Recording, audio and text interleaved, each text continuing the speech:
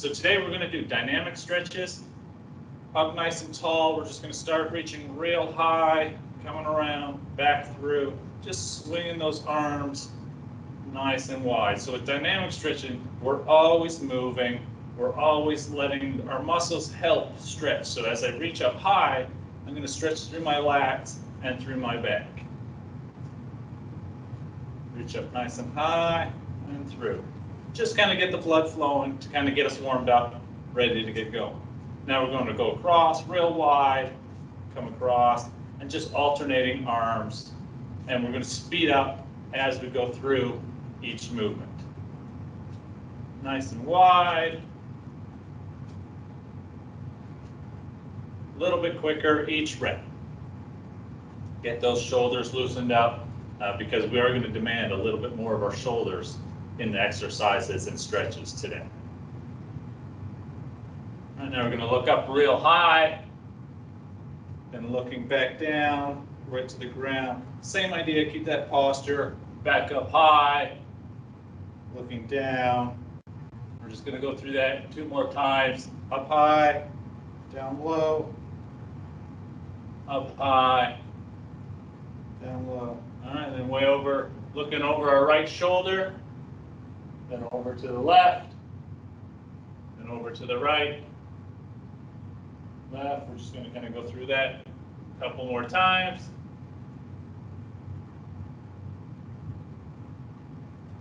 Right there.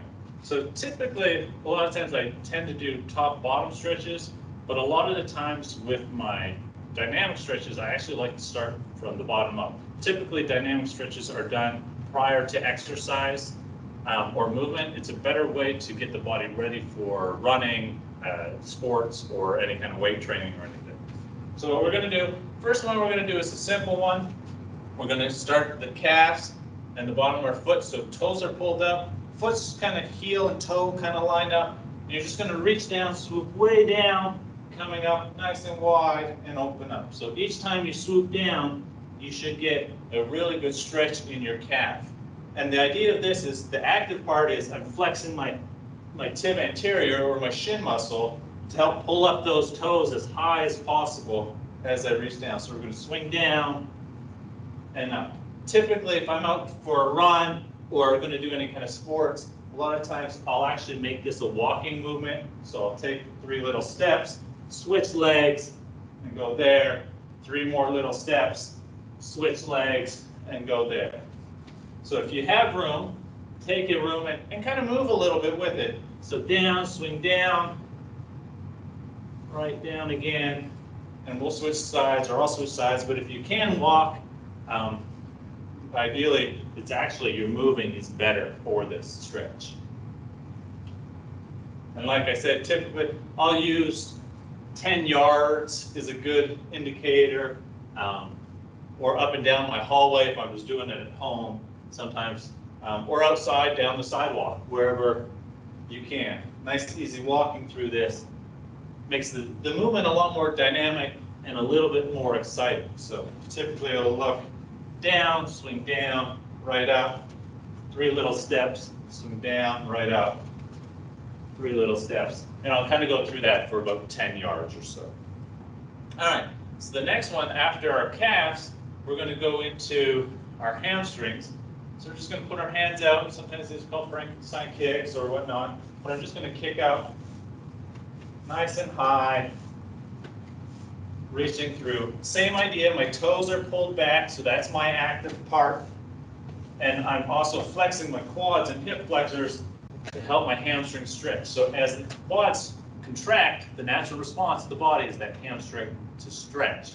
So we want to kind of keep going through those, pumping the legs nice and high. If you're really flexible, typically your hands will hit your calf, or sorry, your ankles, but you're not trying to reach for your toes, because I never want to see collapsing of the body. So keep that posture, like we always talk about posture. So up nice and high, right there, stomach's drawn in, and get those legs kicking up nice and high. Again, typically I'll walk these, kind of march them out down the street or at the park, typically, or getting ready to run. So it's a great way to get those hamstrings stretched. Now we're going to go into an inverted hamstring. This one's going to require a little bit more balance, a little bit more strength.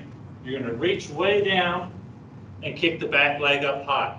Fingers can come for support, or you could go airplane style. Will give you a little bit more of a dynamic flexibility and strength on that single leg. So typically rock down, come up, I swing up high, then rock back again. So it's coming up, kick back high, and the same idea, we're stretching through the hip flexors and the hamstrings. What we want to do is when we're going for our hamstrings and calves, those toes are always pulled in. So when I kick back, pull those toes in. Don't let them turn. Don't let the hips turn. Stay nice and straight. Coming up, kick back. And you can switch legs, kicking back up nice and high. So down each time, up tall. Kicking, toes are pulled back towards you. Really stretch that hamstring of the leg you're balancing on. Right there. And you might even get some hip stretch on the front of the hip flexor of the leg back. And typically, fashion, when I'm walking them, I'll kick back, take a step through, kick back, take a step through, kick back. So we'll try 2 more each leg. So let's go. Right leg kicks back, coming up tall. Right leg kicks back, coming up tall. And left leg kicks back, coming up tall. Again, we'll do one last one. Right there. Now it kind of works through those hamstrings a little bit. Now I like to go into some lunging positions. So this one you're going to take up tall, nice real long lunge. So we'll go left leg as far forward as possible. Stretch that right hip flexor, a little bit of the groin and hamstring, and you're going to drop down. And the goal of this one is get your left elbow as close to your left ankle as possible. If you can rest it on the ground, fantastic. If you're up higher, no worries. Go where you're comfortable. The goal is to get that way down low. Then we're going to rock back a little bit. And you're going to think toes pull back. Now I'm going into that hamstring. Then drop back down into it. Right there. Rocking back. You could use the hands down on the ground for balance. Depending on your flexibility, you'll see my hamstrings are tight in this position a little bit. So as I rock back, I'm trying to get this leg straight, but right now, it's not going straight. So if you can, great. If not, don't worry about it. So toes are pulled back, trying to push this leg as straight as possible. Rocking back. And we'll do one more elbow to ankle. Try to get that elbow way down to the ankle. And rocking back. Here, we're going to come up, switch legs. So I'm going to step out with my right leg. Right elbow is going to drive way down. Get a nice stretch there. Then rock back. As you see with the dynamic stretching, typically I'm only holding for a second, half a second, because I just want the muscle to learn, go to that stretch, but come back to contract. So as we're exercising, we're asking our muscles contract, relax repeatedly. So dynamic warm-up or dynamic stretching will also really help that ability to do that more efficiently. And it's not a kind of a similar to a static stretch where we say, I want you to relax the muscle, but then if you're going to go lift heavy weights or run as fast as you can, you've just asked the muscles to relax when now what you're going to do is make them contract as hard as possible. So a lot of research shows that people are starting to get injured a little bit more often when that happens. So before exercise, I typically recommend a dynamic stretch. Done walking, same thing. You kind of go right down here, rock back, take a big step through, go down, rock back, and forward, and keep stepping through that. Other times you could kind of crawl through that as well. So you could rock down, rock back, then crawl your way into the next one and rock back. So just different varieties of it. And again, you're reaching as far as you can stretch as possible. All right, so from there, we're actually going to go to a lateral lunge. So we're going to lunge to the side. So I'm going to shift all my weight to my left leg, keep my right leg nice and straight. I'm going to get that stretch down in that hamstring, into that groin. And I'm just going to kind of drop into this a little bit. And I'm going to pop back up and drop back into it. and pop back up and drop back into it. So you want to think when you're dropping back into it, you're actually sitting back. Right? My knee doesn't really pass my toe. It can go over my toes. It could come a little bit past as long as my heel stays on the ground and I'm really supporting the weight on that leg. So come back to the left leg again. Back up tall. Really forcing that right leg to stay straight. Really stretch through that hamstring and groin. Drop down into it, nice and powerful and strong. So if you are doing any other activities where you're going to do some lateral movement, these are very important to do. So now we're going to the right leg, shift your weight to the right, and back up. And there's a variety of ways you can do this as well, right? So you can kind of come to your right, then back over to your left, right? Coming up each time, dropping into that. Or typically, like I said, I like to do most of these moving, so I'll take a step to the left, come back up, step to the left, and I'll go down 10 yards one way, then just do the reverse, come back. Secret is always face the same way. That way you're switching legs, going there and back. So kind of loosen up those legs, get them ready to go.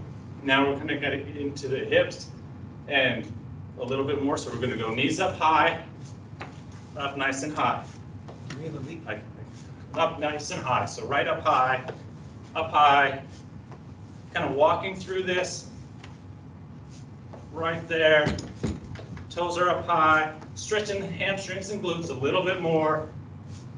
And right there. And as you know, it's always, as we're doing these at home or even at work, there's always some interruptions we kind of have to work through. So kind of working through that right there. Now we're going to go into the hip flexors a little bit more. We're going to come up and pull that foot across. So I'm trying to get and grab on to the ankle, give it a little rotation, and also the hand comes up to support.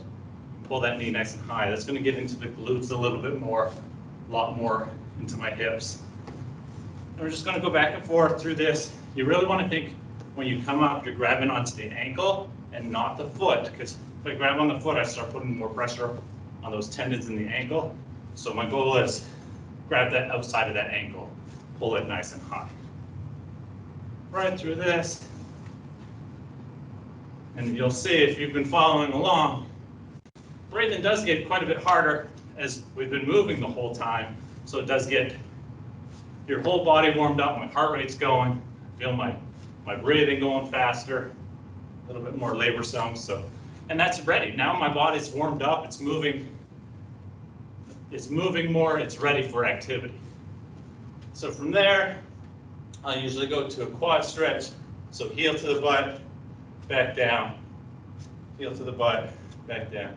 This one you can pull back if you want a little bit more stretch in that hip flexor, but if you pull back, the stomach comes in real tight and you're stretching through the hip flexors and quads. You don't want to collapse and kind of round that back to try to get that stretch. So right there, kicking back. So I'm actively using my hamstrings now to fire, kind of if I was going to run for anything. And we'll switch sides. So we'll go left leg, kicks up, grab on. Also part of this is dynamic balance. So to hold the balance, I got to work on all my right leg muscles to stabilize as I'm trying to stretch through that left hip. Kind of work through it, stomach's in, drawn in, up tall, back down. In, stomach's in, back down, drop down a bit, up high again, stomach's in, drop down, right up high. We'll do one last one, kicking back, stomach's in, get that nice hip flexor stretch. And again, that one can be done easily walking through that. Same with the other ones as well, is knee high, step through those. They all work, whether I bring my knee high or my foot in and walk through those steps. Last one is my favorite one, which most people hate, even the strong people, because it is very hard. It's an inchworm or a walkout. So this one, we're going to get the whole backside of our body in a stretch. So you're going to reach down towards the ground, however you can get down. If you have to bend the knees, but the goal is to keep the legs as straight as you can and the butt up as high. You're going to walk out, then walk the feet back in. You can walk the feet back out, walk the feet back in. So when I walk my feet back in, my goal is to really keep my legs as straight as possible, let my calves do the work right there, and depending on your flexibility, you'll have different abilities of how easy it is to get upright. Again, my favorite is this one, walking 10 yards. Even with professional football players, after 10 yards, they're exhausted from this one. So walking would look kind of like this. You would walk out as far as you can, so I'm in a nice strong plank position here, and I'm walking in, get that real nice deep stretch, then hands would go out again, and I would walk back in again and continue that for quite some time. So the whole dynamic ability to stay strong while stretching adds a whole new component to your movement. And like I said earlier on, we want these movements to prep us for sport, for running, for training in the gym, or for any other activities you like to do. Because it gets the body ready, it gets it excited, it gets the nervous system ready, and it gets the muscles ready to contract, relax, contract, relax. Kind of like what we're asking them to do in dynamic sports or activities.